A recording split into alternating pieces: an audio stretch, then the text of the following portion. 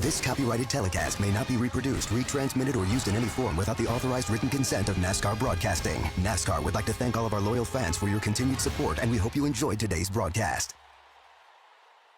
Of things that were happening early in the race that these guys have just enough time to understand what they need in order to make their trucks better. These adjustments could be key.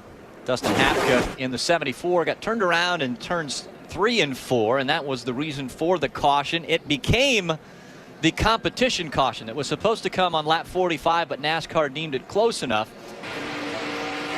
See, there's some bumps, there's some character in this racetrack. You can see it from Ryan Blaney's onboard. Isn't it fun watching those guys bounce around, knowing they're right on the edge of control, doing everything they can on trouble. Around goes the 23. Spencer Gallagher bringing out the second caution of the night. Did I say on the edge of control? That's a little just bit over there. past the edge of control. He went just over it. Does anybody come onto pit road? Absolutely not, unless you're towards the back of the lead lap and want to make some adjustments. Or you're Spencer Gallagher. On the inside of Johnny Sauter, Spencer Gallagher goes around and brings out the caution. Peters is going to be able to clear Hornet. Oh, no, he didn't! He got Into the wall. Squeezed in the 17 of Timothy Peters. Didn't clear the 30 of Ron Hornaday, and both have damage. That's a situation where I'm sure Timothy Peters said, you know, I'm almost clear. All he needed was just a little bit of break, and Ron didn't give it to him. Oh, and around goes the 30. Timothy Peters not happy with the way he was being raced. I'm going to tell you here, clear low. So the caution does come out now for the third time. Look at what happens. See, Timothy Peters looked like he had him cleared for a moment. Then as he moved up the racetrack, Hornaday just barely had his nose there, and it turned Timothy into the outside wall. It did look like the 17 had cleared the 30 as they were coming out, and right here you see it. He wasn't clear enough.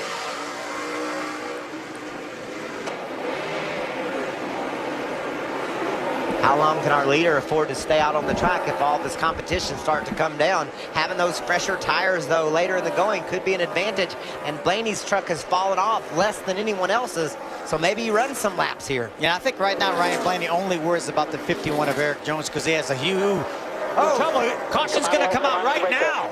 The 12 goes around. That is Eric Cottle, and Eric left rear tire is gone on that truck. Looked as though he was going to catch it, but back into the infield he goes. Caution comes out with 75 to go. How about that horrible break for the 54 of Bubba Wall? And Silas, who's having a great run here, he's on the inside of Cottle, and just that little bit of contact right there probably ripped the valve stem out of that tire. And you could sit behind Silas. Silas is on the lead lap, running in the 12th spot. He was trying to make a forced play down to the inside of the lap truck of Cottle, made contact, spun him around, and Ryan Blaney was right on their tailgate. That leaves us with just 12 trucks right now on the lead lap. And for Joey Coulter. Just a solid run. Been solid here. The Legionnaire Chevrolet here for GMS Racing. It's Eric Jones, Ryan Blaney, Matt Crafton, and Joey Coulter fighting for the third spot. Then Kuroga running in the 5th position. Ben Kennedy is 6th. Jeff Jaquette has moved up to the 7th position. Cole Custer is 8th. Reddick and Nemechek rounding out the top 10. What about a late caution here? Oh, goodness. Somebody gets a little bit out of control. We see how close to sliding around these guys are. We have a caution. No telling what'll happen on a green-white checkered. Fighting for every position on the racetrack.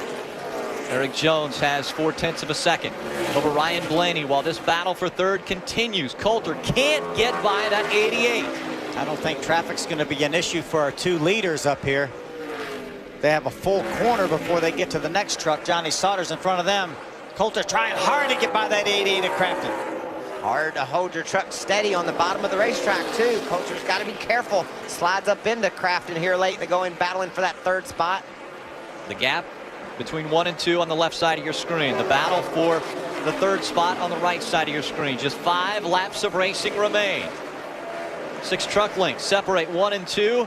A bumper separating 3 and 4.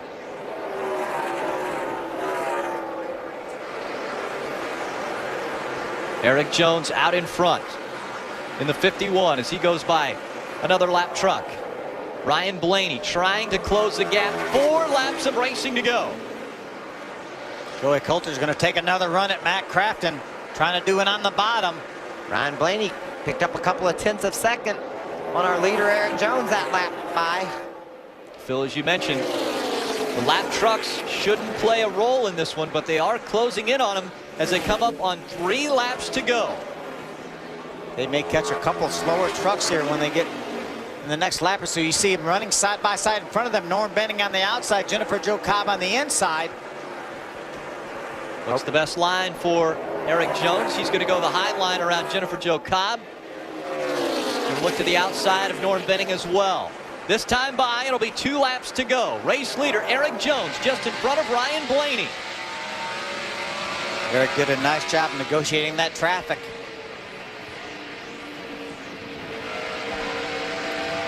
Eric has a win under his belt. Oh, we got a couple of Phoenix in trucks. 2013. Some contact on the front straightaway. A little bit slow there for John West Townley in the 05. The 2 battling for the 3rd spot. Matt Crafton and the 21 of Joey Coulter continue that fight. White flags in the air. 1 more to go for Eric Jones. That's the gap between 1 and 2. Ryan Blaney running second. Eric Jones trying to keep the 51 dominance going in 2014 and trying to get back to victory lane as he works his way through 3 and 4. No pressure right here. Eric Jones wins for the 2nd time in his career. Yeah, baby! The battle for 3rd. Joey Coulter's going to try the high line to get by the 88 of Crafton. Crafton hangs on for 3rd. Good job. How about Cole Custer trying to hold off Reddick? That's a fight for the 8th position, and Cole Custer's going to grab it. What a great performance by Eric Jones. That truck went away, it looked like, with about 25 to go, but he was able to make some adjustments inside that cockpit, despite the fact the truck wasn't sticking well, and make some adjustments and get to the victory lane. And how about hats off to his crew? Because remember the last pit stop, Eric Jones was not your race leader coming onto pit road, but he was coming off of pit road. Remember we talked about how important that last pit stop was, how important clean air was. Eric Jones used it to his benefit. 2nd career win for Eric Jones in just his 9th start. He's the 7th different winner here at Iowa. I'm surprised he has enough tires to burn off the way he was driving that thing. And how about this statistic? 7 of the 9 races this year have been won by Kyle Busch Motorsports. With 3 different drivers. 3 different drivers. Dominance, Rick. They have dominated the 2014 season. And Toyota, their manufacturer, has been along for the ride. It has been an impressive run for Toyota in 2014 and a very impressive performance tonight by young Eric Jones.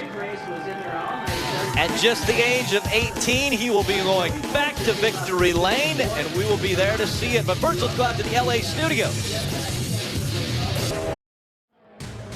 This copyrighted telecast may not be reproduced, retransmitted, or used in any form without the authorized written consent of NASCAR Broadcasting. NASCAR would like to thank all of our loyal fans for your continued support, and we hope you enjoyed today's broadcast.